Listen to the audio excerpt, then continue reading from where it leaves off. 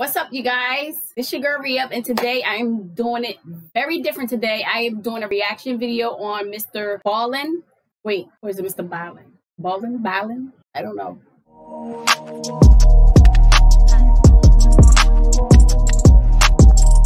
So if you're new here, hit that subscribe button and kick back, relax, and let's watch these crazy videos.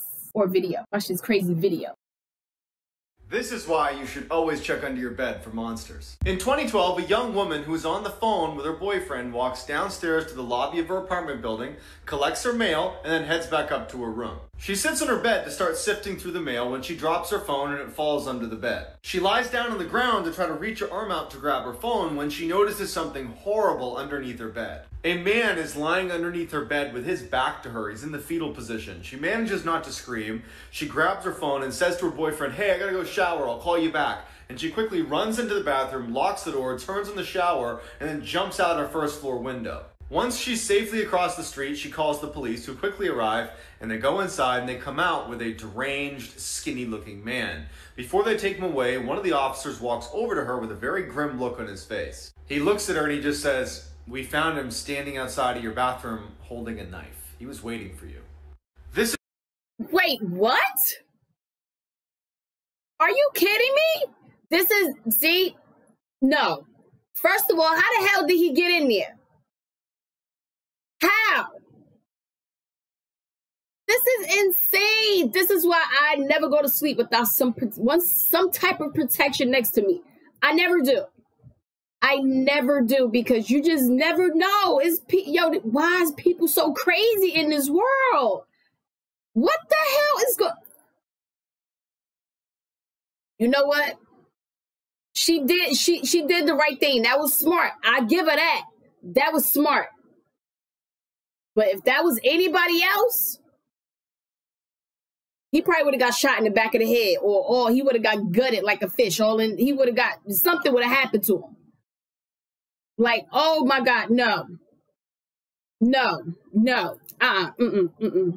This is why you should never open your door for strangers. In 2013, a woman let her dog out to use the bathroom one more time before bed. After only a few minutes, she starts hearing scratching on her door, which is typically the sound her dog makes when he's ready to come in. But it just seemed way too soon for him to be done being outside. So she decides to look through the peephole to make sure it really is her dog. But what she sees is terrifying. A deranged-looking man is right outside her door, staring intently at her door handle, waiting for it to turn open.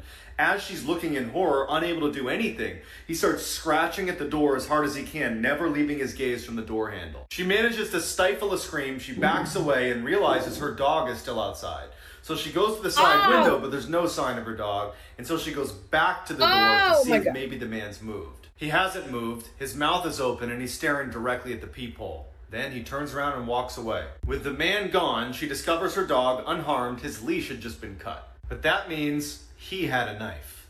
This girl literally lived a nightmare. What? A 17-year-old girl was watching TV late at night when her motion detector lights in her driveway suddenly went on. She assumed it was just an animal, so she got up, drew the blinds, and went back to watching TV. Then a little bit later, it happened again. Before she could even react, she looks over and clearly makes out a silhouette of a person right behind the blinds who starts banging aggressively on the window. The girl stands up and goes, "I'm gonna call the cops!" And the figure stops for just a second, sprints to the side door and starts pounding even louder on that, screaming incoherently. The girl runs to the bathroom, barricades herself inside while she waits for the police, and then her worst nightmares come true. She hears glass shatter in the other room. After a few minutes of silence, she opens her door just a crack to get a peek outside, and standing in her living room next to a broken window is some crazy old woman who looks over at her and starts sprinting toward her. The lady comes smashing into the door and starts wailing on it until the police arrive and take her away. She was a lunatic who had escaped her facility. If you ever find yourself— Child, and I'd have knocked her ass right back to the mental asylum. Okay? I don't care how old you is. Okay? Sorry. And then I'd have knocked the hell out of the people that let you escape. Like, how you let somebody get from— I mean, I know shit happens, but come on. Mental institution, you have to keep a close eye on those type of people. I'm sorry, I'd have had to knock her old ass out. You charging me? I'm telling you. Oh my God, yo. That made me think of that clip. What's that clip in that movie? When that, oh my God, it's, it'll come to my mind. It'll come to my mind. I think it'll come to my mind, but I got it in my head. Don't do what she did. In 2006, a group of cave divers decided they wanted to film a documentary in one of the most dangerous caves in the world. But only a few hours into their descent, and a freak storm erupts on land, collapsing the entrance to the cave. In order to avoid the huge falling rock, do nobody check the weather before they go somewhere? I mean, was it unexpected? Was it an unexpected turn of weather event or something? Maybe that's what it was. I'm giving this the benefit of the doubt. Because before I go travel somewhere, I always check the weather. I got to be prepared. You know what? Let me hear the rest of this. Rocks that were coming off the ceiling, they were forced to swim through one of the uncharted sections of the cave. After they've been diving for over an hour, they luckily come across this island in the middle of a tunnel, where they set up camp and wait to be rescued. After 48 hours and no sign of a rescue, the cameraman actually starts filming in case they don't make it out of there. At the same time, one of their crew members does something very stupid.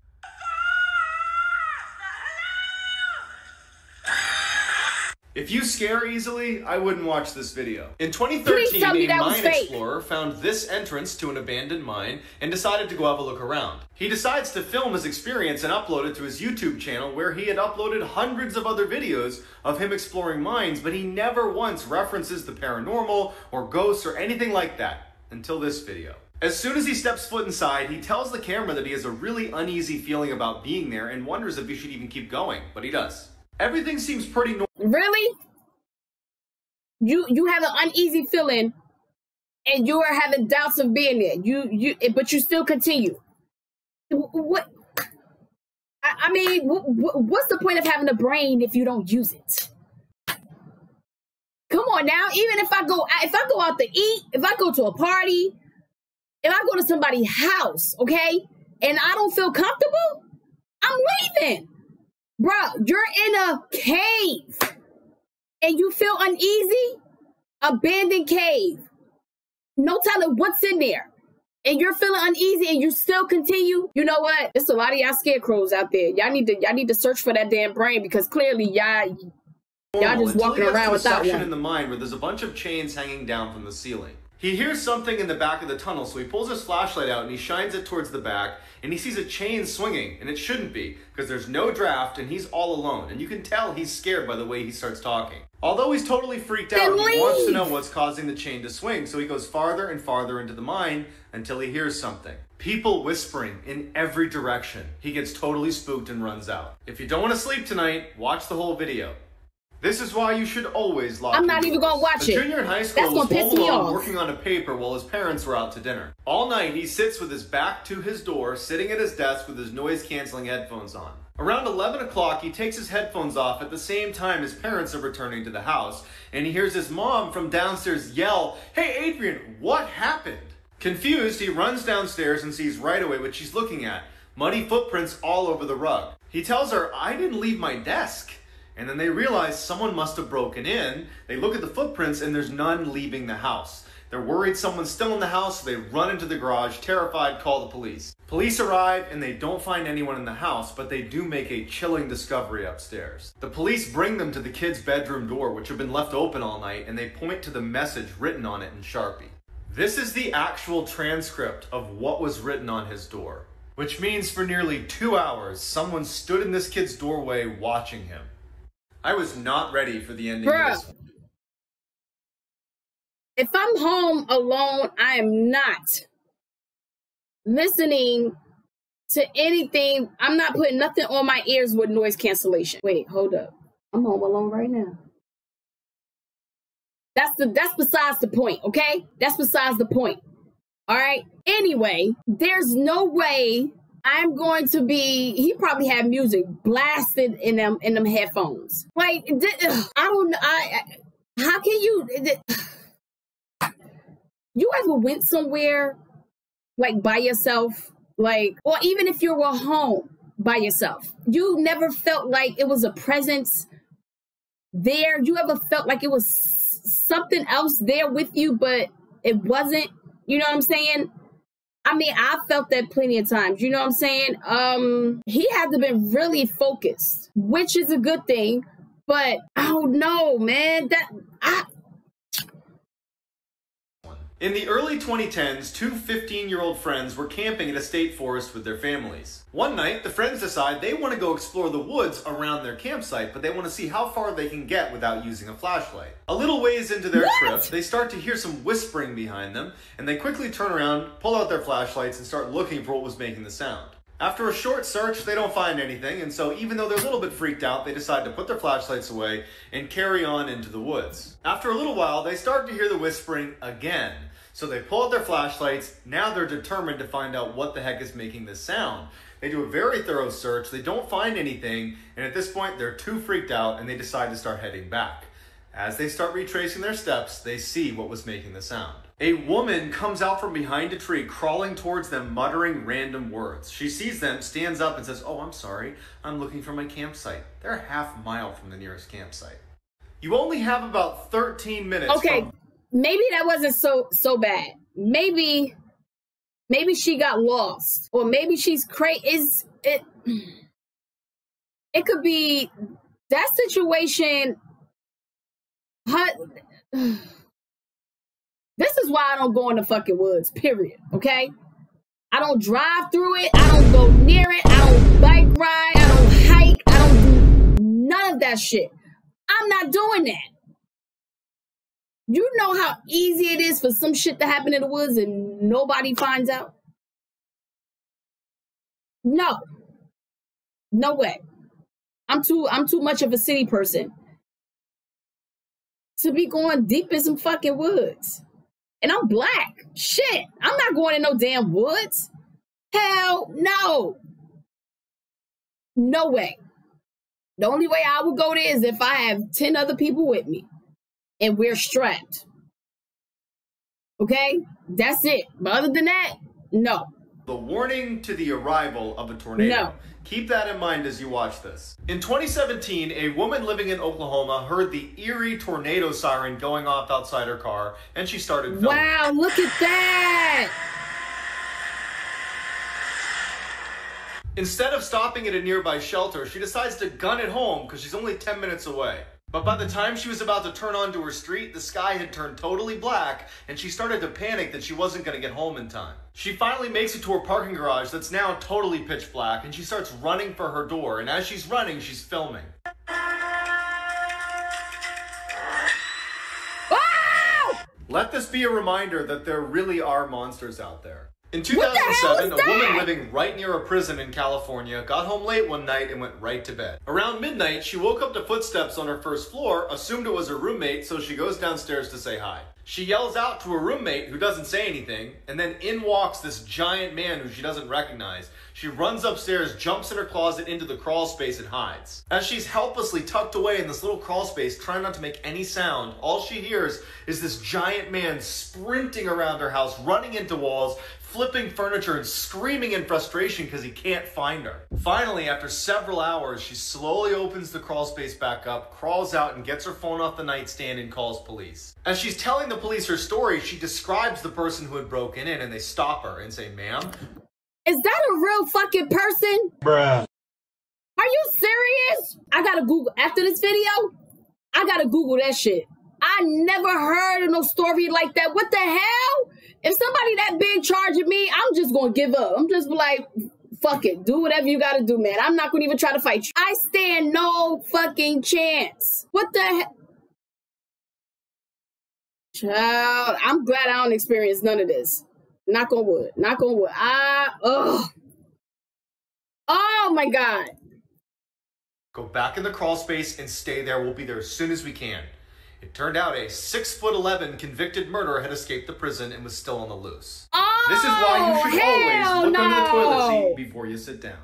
In 2003, over a 5-day period in London, 3 women showed up to hospitals with the same mysterious symptoms. They say they woke up with these horrible bite marks on the backs of their legs, and then while they're at the hospital, they become paralyzed and die. Despite their similar symptoms, the women had nothing in common except that they had recently been to the same pub. Authorities immediately shut it down and do a thorough search inside of the pub, but can't find anything deadly, until one of the detectives goes to use the pub's bathroom.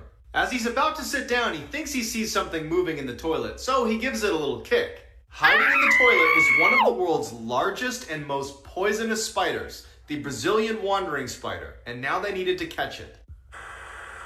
Oh my God, you gonna really do this? You really gonna show this? Oh my God, I hate that spiders! This is a true story. In 2004, a 16-year-old boy who was staying with a friend in their cabin up in New Hampshire was having a hard time falling asleep. Around 3 a.m., he was still awake, and he remembers thinking how eerily quiet and totally pitch black the house was. And that's when he heard it. The front door opens and someone comes inside and begins walking through the house down the hallway right outside of his door where it stops. The door opens and the boy is instantly petrified because in walks this tall, shadowy figure that marches to the center of the room and then bows onto the ground and disappears. First of all, who the hell sleep in the house with all the lights off? Please, somebody tell me. I never in my life sleep at home with all the lights off. Who does that? Did y'all not have a nightlight at least? Every night before I go to bed, I got some light on because I need to see. I need to see some type of silhouette just in case if somebody's in there. You know what I'm saying? I have to see something. Who the hell? You know what? The boy stays up all night, terrified that this thing's gonna re-emerge and just look at him. Finally, he hears his friend's mom making coffee in the kitchen, so he runs out to tell her what happened. The whole time he's explaining what happened, she's just looking at him with sympathy in her eyes. And finally she says, "My husband visited me last night too." Her husband was dead, and I was that 16-year-old boy. This story is why people are scared of the dark. In the early 2010s, a man and his dog were staying at a very isolated cabin in the backcountry of Oregon. One day, he notices some human footprints leading up to and then disappearing away from his cabin, but there aren't any cabins anywhere near his, but he writes it off. That night, he wakes up to the sound of footsteps on his roof. Feeling brave, he heads to the balcony to take a look. He doesn't see anything on the roof, but his dog sees something out in the forest and he starts growling. The man starts to scan the tree line, and then he sees it. A freakishly tall man is squatting on a branch just 20 feet away from his balcony. His arms are outstretched, his mouth is open, no expression on his face. The man, in terror, backs into his house, grabs his dog, shuts the door, shines the light on the branch, but it's gone. Now feeling freaked out, he shuts all the blinds, makes sure all the doors are locked, he gets in his bed, and for the next several hours, he hears tapping on both of the two doors. Oh my God, no, hell no. What? No. It's sometimes I want to be isolated from people, but not that damn isolated to the point where some type of unknown shit is going to get me. Oh my God, man, this is, woo. As always, thank you for watching me react to these creepy, mystery, paranormal, all these crazy videos. And hit that subscribe button for me so you can see more videos just like this one. Toodles.